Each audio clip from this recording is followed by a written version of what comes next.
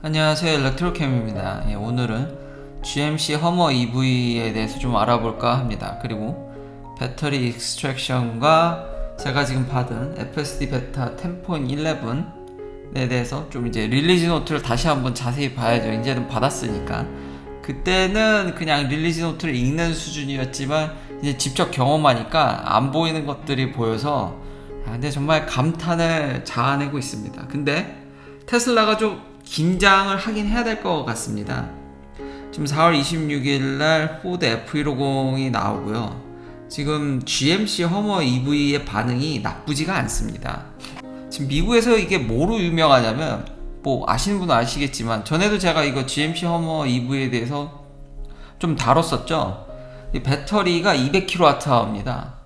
이게 지금 제가 갖고 있는 테슬라 모델 S의 플래드나 롱레인지 배터리 사이즈의 2배입니다. 그래서 이제 웬만한 내연기관 엘란트라, 아반떼, 그러니까 이제 마즈다 3나 혼다 시빅보다 이제 무겁다라는 얘기가 나오거든요. 배터리 무게가 장난이 아닙니다.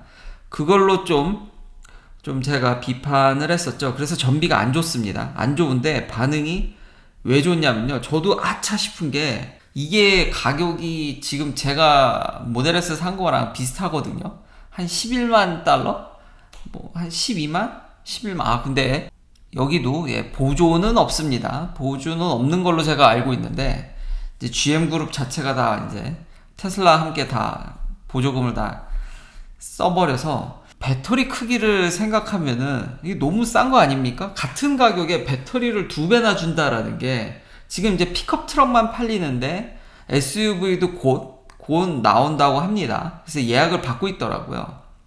이제 안타깝게 이제 에디션 1, 그러니까 비싼 모델, 배터리 엄청 크고 기능 다 하는 그 차는 이제 풀로 예약이 끝나서 그때도 제가 이거 갖고 좀 비판을 했었죠. 예약자가 뭐 몇천 대 팔고 끝났다. 그리고 그게 판 거냐. 근데 지금 6만 5천 명이 레저베이션 했고 지금 완전히 오더로 전환한 사람이 무려 95%랍니다. 그러니까 거의 다 샀다는 얘기죠. 지금 SUV도 많이 예약이 걸려 있고요. 그래서 2024년까지 사실상 지금 GM은 그렇죠. GM 산하 브랜드입니다. 이거 만들기 바쁘다라는 거죠. 뭐 6만 5천 대가 적을 수도 있고 많다면 많을 수도 있다고 얘기할 수 있는데 이거 가격을 보십시오.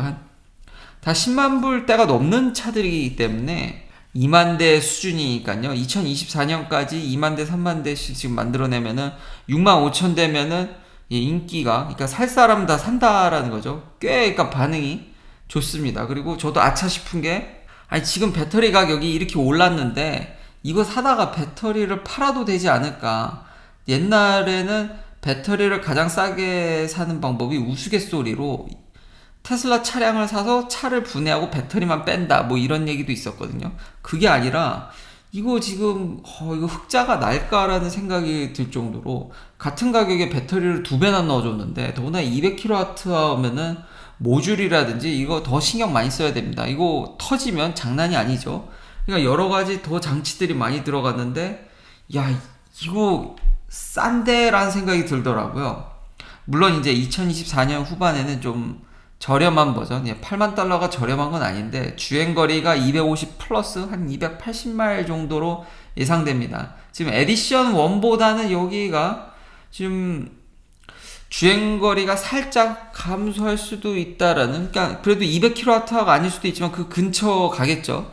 현재 지금 제일 비싼 모델들은 200kWh가 넘는 걸로 제공이 되고 제일 낮은 급은 현재 계획은 듀얼 모터에다가 모터 수도 좀 줄죠. 모터도 줄고 400V 시스템을 쓴다는 점. 고급 모델들은 800V를 쓰지만 저렴한 좀 제일 낮은 모델은 그것도 신기하더라고요. 400V를 쓰는데 옵션을 하면 800V로 올려준다랍니다.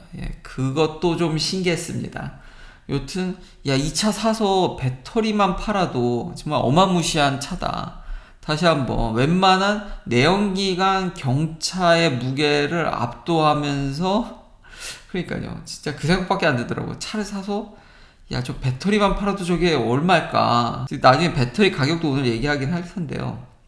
그 외에 이제 차가 인도되기 시작하니까 그러니까요, 저는 더 걸릴 줄 알았고, 좀 진심이 여태까지 내연기관들이 얼마나 그간 뻥을 많이 쳤는지, 뭐 이 분야가 원래 그렇지만, 그것도 제가 몇 년간 정말 수십 편의 영상을 만들어서 큰 기대를 하지 않았는데, 생각보다 예상대로 빨리 인도를 하고 있고, 지금 몇천 대지만 지금 다 뿌려지고 있거든요. 그래서 산 사람들이 지금 리뷰를 하기 시작했습니다. 근데 인플루이 온리만은 아닌 것 같아서, 그쵸, 이렇게 비싼 걸. 그래서 일반 소비자들이 벌써 받자마자 지금 시승이나 이런 것들이 이제 막 나오기 시작해서 보니까 꽤 흥미롭더라고요. 200kWh가 넘기 때문에 세상에 50kWh도 느린 게 아니거든요. 50kW도 느린 게 아니죠. 충전할 때는 그 아워를 빼야 됩니다. 에너지는 여기다 이제 시간을 곱해야 되니까. 50kW 충전도 느린 건 아닌데, 야, 이걸로 충전해도 200kWh가 넘는, 그걸 충전하면 4시간 더 걸릴 수 있겠죠. 왜냐면 막판 가면 속도가 줍니다. 지금 몇몇 분들이 이게 받자마자 250, 300kW, 일렉트리파이 아메리카가 자랑하는 그거를 테스트하려는데 못해가지고 150에다 충전한 것들이 좀 많은데, 따끈따끈하게 350으로도 하신 분이 있는데, 이제 제대로 좀 이렇게 실험적으로는 하진 않으셔서. 근데 똑같습니다. 근데 150으로 해도, 야, 1시간을 150으로 계속 때려 넣어도 200이 안 되네요. 정말 배터리 사이즈가 어마무시하다. 다시 한번 50kW로 충전해도 4시간. 350으로 하신 분도 이게 빈깡통으로 들어간 게 아니라서, 역시나 충전이 어느 정도 차게 되면 속도가 주는 거는 매한가지입니다. 근데 제가 더더욱이 이거에 놀랐던 점이 뭐냐면, GM이 자랑하는 슈퍼크루즈를 쓸 수 있습니다. 그리고 이게 꽤 많이 개선돼서, 물론 테슬라만큼은 아닙니다만, 제가 전에 얘기했듯이 기존 내연기관들이 가격적인 면이나, 그리고 최소한도로 하이웨이에서 이런 주행 보조가 완벽하다면, 거기다가 GM은 대놓고 자랑하죠. 손띠라고. 이게 앞에 요 센서가 있어서, 아이 센서가 있어서 손을 떼도 전방 주시만 하면 알아서 이게 유지가 되긴 합니다. 다만 이 기능은 이제 고속화도로나 일부 제한이 있습니다. 시내에선 쓸 수 없고요. 테슬라 같이 사실 쓸 수가 없죠. 오토파일럿이 원래 하이웨이 위주지만 시내에서 선이 이렇게 이쁘게 그어져 있으면 사실 FSD 옵션이 없어도 테슬라는 오토파일럿으로도 됩니다. 근데 GM은 좀 힘듭니다. 근데 하이웨이에서는 HD맵, 정밀맵들을 다 탑재를 해서 굉장히 잘 돌아가는데, 요 정도만 하더라도 사람들의, 제가 한번 이걸 언급한 적이 있는데, 그러니까 테슬라만큼은 아니더라도 이 정도만, 대부분 하이웨이에서가 좀 이렇게 지루하지 않습니까? 이렇게 주행 보조가 그리고 개입될 여지가 많고, 이런 데만 해줘도 인기가 상당할 것 같은데 지금 반응이 굉장히 좋습니다. 야, 그래서 GM이 지금 테슬라를 긴장하게 만들었다. 이런 시장 상황이고, 다시 한번 포드 F150이 지금 다시 이제 나오고 GM이 이 정도의 상품성을 보여준다 그러면은 테슬라도 좀 긴장을 하고, 아마 내년에 나온다라는 거는, 사이버 트럭이 나와봐야 알겠지라고 생각을 했는데 지금 시장 상황이 그렇지가 않다라는 점. 시장이, 픽업 트럭 시장이 지금 후끈후끈 달아오르고 있기 때문에 테슬라도 긴장을 해야 된다. F150을 위시로 지금 GMC 허머도 괜찮고, 테슬라가 좀 긴장을 해야 되지 않을까. 그래서 내년에 아마 10중 팔고 기아 텍사스에서 생산할 것 같습니다. 지금 시장이 지금 달아오르는 게 느껴져가지고 제가 이걸 관심 있게 보게 됐고, 그래도 비판을 좀 하긴 해야겠죠. 비판은, 무게가 너무 무겁다라는 점이 뭐에 또 걸려있냐면, 페일로드가 좀 안타깝습니다.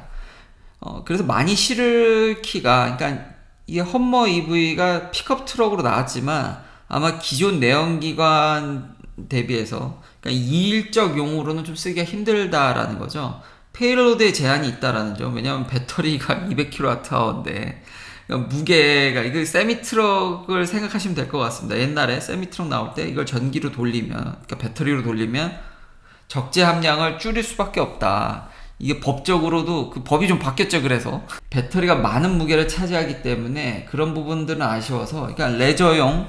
근데 지금 뭐 어차피 이 가격 주고 사시는 분들이 레저 위주로 살 테고, 뭐 판매량이나 이런 걸 봤을 때 타겟팅이나 이런 것들이 지금 뭐 괜찮아서 비판 아닌 비판인 거죠. 전문적인 아직 픽업 트럭으로 쓰기에는 이건 무리가 있다. 그래서 SUV에 저는 눈이 더 가더라고요. 그리고 이런 GM 슈퍼크루즈도 계속 업데이트가 되고 있기 때문에 이게 더 한층 발전한다라면은 예, 한번 관심을 가져볼 만하지 않을까. 예, 충분히 상품성이 나쁘지 않은 것 같다. 지금 반응은 무지무지 좋다. 테슬라 긴장하고 빨리 사이버 트럭이 내년에 나왔으면 좋겠습니다. 나오라고 하는 이야기죠. 나올 것 같긴 합니다. 자, GM이나 포드나 저 무지막지한 배터리, 그러니까 200kWh에 다시 한번 저 가격에 팔면 저희 돈이 안 될 텐데 적자를 감수하고 파는 것 같긴 한데 지금 배터리 트러블이라고 그래가지고 심지어 댓글에도 이거 남겨주신 분이 있는데 이거 진짜냐 아니냐 그러는데 블룸버그에서 이거 조사해보고 이거 가짜 페이크 뉴스라고 하죠. 그래서 이게 주식이 테슬라가 어떤 네바다에 있는 뭐 이제 광산 회사나 뭐 인수한다 뭐 그런 얘기가 있었는데 가짜 뉴스로 판명됐습니다. 야, 이게 참 이런 일도 벌어지는군요. 미국에서 워낙 테슬라가 전방위로 하다 보니까 블룸버그나 이런 데서도 좀 조사한 게 지금 배터리 가격이 이거 보십시오. 이거 차당 배터리 가격이 전혀 내려가지 않는다라는 게 여기서도 그냥 보이죠. 매년 지나면 배터리 가격이 떨어질 거라고 했는데 지금 그렇지가 않습니다. 부담은 더 됩니다. 이거 보아도 다시 한번 사가지고 배터리 빼다 팔아도 된다 할 정도죠. GM과 포드도 그래서 테슬라와 같이 계속 배터리 머티리얼에 이제 손대기 시작합니다. 계속 기사들이 많이 나오더라고요. 코발트뿐만 아니라 종합해서 뭐 글렌코어 이건 워낙 유명한 회사니까 지금 온갖 원자재에 테슬라 못지않게 이제 슬슬 GM과 포드가 더 본격적으로 아예 이게 손을 댈 수밖에 없습니다. 그러니까 현대 기아차도 하루빨리 이런 모습이 보여야 되지 않을까라는 생각이 드는데요. 결국 배터리는 현재 원자재 싸움이기 때문에 이 자원을 얼마나 누가 이거를 확보하냐가 가격을 내리는데도 한몫하기 때문에 GM 포드가 굉장히 발빠르게 움직이고 있다. 이게 아마 테슬라 효과죠. 같은 나라의 경쟁사가 저렇게 잘 가니까 특히 그 효과를 반사 이익을 좀 괴롭겠지만 누리고 있는 것 같습니다. 최신 기사인데도 종합적으로 보니까 훨씬 더 테슬라 못지않게 지금 따라가려고 부단히 애를 쓰고 있다. 원자재 확보가 정말 중요하다. 그래서 제가 이제 논문을 한 편 읽어봤거든요. 원래 논문을 좀 많이 읽습니다. 직업상 어쩔 수 없죠. 제가 과거에도 얘기를 했었는데 리튬 하이드록사이드 이거 락에서 얻는 광산에서 얻는 그거는 거의 다 파먹었거든요. 결국은 많은 리튬을 얻으려면 저 브라인 그러니까 솔트레이크 그러니까 염전이라고 생각하시면 됩니다. 쉽게 생각하면 염전같이 얻는 겁니다. 그러니까 파우더를 얻어서 거기서 리튬을 익스트랙션 해야 되는데 시간이 오래 걸리죠. 퀄리티도 떨어지는 데다가 염전으로 그거 하려면 그 어느 세월에 증발시키고 근데 이제 이 논문이 뭐에 대해서냐면 그래서 separation purification입니다. 어떻게 하면 리튬을 순수 추출할 거냐라는 거죠. 가장 챌린지가 다른 이제 아이언들, 금속 아이언들, 특히 마그네슘이 많답니다. 이거를 세퍼레이션 하기가 굉장히 어렵다고 하더라고요. 챌린징한데 당연히 이게 에너지 레벨 차이가 있으니까 일렉트로시스를 하면 되는데 돈이 많이 들죠. 다 이베퍼레이션 해서 증발시켜서 염전같이 해서 어느 세월에 거기다 이 과정까지 그러니까 이게 버틀렉이거든요. 리튬은 많습니다. 많은데 이 많은 공정을 헤쳐나가려면은 힘이 들 텐데 역시 수요가 많으면은 이제 움직인다라는 거죠. 이게 리뷰 페이퍼인데 온갖 메소드를 망라해놨는데 일단 다시 한번 확인해보면 앞으로 리튬은 거의 다 배터리가 씁니다. 뭐 에어 트리트먼트, 뭐 플럭스 파우더, 폴리머 프로덕션에도 좀 쓰이고요. 루브리컨케이션 거기도 좀 쓰인다고 합니다. 그치만 대부분 뭐 세라믹 글래스에도 쓰이지만 대부분 배터리다 이제. 그리고 진짜 전 세계 다 있다. 볼리비아라든지 칠레, 그 유은이 사막, 그 사막이 없어진다는 얘기가 있죠. 그 하얀 사막은 기존 사막하고 다릅니다. 광물이 결정돼서 그러니까 뉴멕시코에 있는 와이샌드도 생각이 나는데요. 이게 지반이 올라갔다 내려갔다 하면서 그 하얀 광물만 남아서 생긴 사막이라서 기존의 사막화 과정과는 좀 다르거든요. 그런 사막들에 이제 이런 것들이 많은데 그래서 사막이 없어져서 빨리 가서 봐야 된다는 얘기도 있는데 전 세계적으로 남미에 참 많고요. 미국도 있고 중국도 꽤 있네요 진짜. 오스트레일리아 전통적으로 자원 넘치는 이 정도 분포되어 있다. 그리고 대부분 요 남미에서 지금 아르헨티나도부터 해서 이제 그 염전 사업을 하는 거죠. 자, 이거 원래 브라인을 이렇게 익스트랙션이나 이베퍼레이션부터 해서 예, 이제 솔벤트도 써야 되고 올가닉 페이즈에서 그 결국은 환경 오염이 정말 많이 된다. 클로린을 많이 넣기 때문에 이게 물도 많이 필요하고 썩 그렇게 좋은 게 아닙니다. 그래서 앞으로 이제 방향이 뭐냐면 아버지께서 잠깐 얘기를 했죠. 이제 담수화 사업을 아버지랑 이제 요세미티가 때 잠깐 얘기를 나눴는데 이미 뭐 어느 정도 완성된 댓글에도 알려주셨지만 아버지는 좀 옛날에 연구를 하셨으니까 그거를 이제 이미 어느 정도 완성돼서 이제 꽤 되고 있는데 그런 필터레이션, 멤브레인을 이용한 필터레이션이 여기도 적용된다라는 게 재밌었습니다. 그러니까 우리가 이미 담수화나 이런 기술 기법들이 여기도 적용이 돼서 가격을 낮추고 있다라는 거죠. 그나마 좀 진전을 하고 있다. 왜냐면 많은 사람들이 이제는 이 브라인을 잘 안 썼는데 결국 이거 말고는 이제 얻기 어렵거든요. 그러니까 논문을 보니까 정말 많은 메소드들이 있고 그런 멤브레인을 이용한 나노 필터레이션 필터레이션을 통하게 아무래도 그냥 필터에도 그냥 갖다가 그냥 압력 걸어서 그냥 빼버리면은 되니까 이게 원가도 다운시키고 그래서 효율적으로 여기도 지금 움직임이 일어나고 있다. 그러나 리튬 아이온과 마그네슘 아이온은 그렇게 필터레이션만으로는 좀 힘들기 때문에 이런 아이온들 차이가 큰 에너지 레벨 차이를 보여주지 않고 이런 크리스탈라이즈 구조라든지 이게 논문의 리뷰에서 그런 화학적인 면들을 다 연구를 해놨더라고요. 그게 완벽하진 않습니다. 이렇게 필터레이션을 해도 90%뭐 이렇게 올릴 수 있지만 최종적으로 퓨어하게 리튬만 빼내려면은 결국 리액션 커플 세퍼레이션 테크놀로지를 결국 화학 반응을 좀 써야 되는데 초장부터 이렇게 안 한다고 보는 게 맞는 거죠.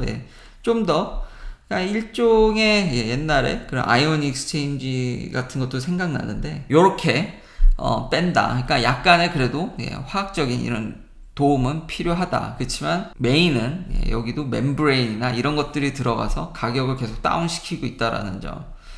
결국 사람은 결국 다 방법을 찾아낸다라는 거죠. 마지막은 FS 베타 10.11입니다. 제가 이거 이 숫자가 여기 보면 막 63.6% 막 40% 나아졌다. 이게 장난이 아니더라고요. 지금 잠시 써봤는데 근데 뭐 워낙에 샌프란시스코 다운타운 안 가면은 뭐 기존 전 버전도 웬만큼 출퇴근하는데 너무 잘해줘가지고 다시 보여준 게 첫 문장부터 이게 좀 달리 보였던 게 댄스 레스터로부터 그러니까 처음에 초기 이제 FSC 보면은 점으로 이렇게 표시되어 있었죠. 그 그래픽이. 근데 이제 진짜 벡터 스페이스로 진짜 이 포인을 연결해서 그 나타내는 그 알려주는 화면이 더 선명해지고 뭔가 라인이 그 이미지가 더 그럴싸해졌습니다. 좀 레졸루션이 올라간 느낌? 그게 이 얘기였구나라는 게. 그리고 이런 진정한 벡터 스페이스로 해서 컴퓨테이셔널리 이게 더 에러도 더 적게 되고 더 하여튼 잘 됐다라는 얘기죠.